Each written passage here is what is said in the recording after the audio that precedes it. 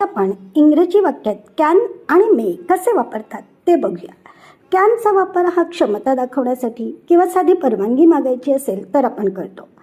पण मेचा वापर आपण जेव्हा नम्रपणे औपचारिक परवानगी मागत असतो किंवा शक्यता दाखवायची असते तेव्हा करतो.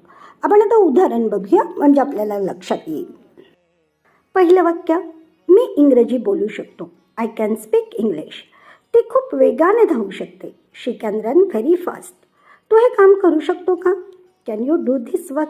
इथे आपण क्षमता दाखवण्यासाठी कॅनचा वापर केला. अनौपचारिक परवानगीसाठीचे वाक्य बघूया. मी आत येऊ का? Can I come in? आपण आज बाहेर जाऊ शकतो का? Can we go outside today? ते शक्यता दाखवण्यासाठी आपण मेचा वापर कसा करतो? आज पाऊस पडू शकतो म्हणजे पडू शकतो किंवा नाही. It may rain today. तो उद्या येऊ शकतो. ही मे कम टुमॉरो. औपचारिक परवानगी घेताना मेचा वापर करतात. मी आत येऊ का? May I come in? मी तुमचे पुस्तक घेऊ का? May I borrow your book? मी एक प्रश्न विचारू का? May I ask a question?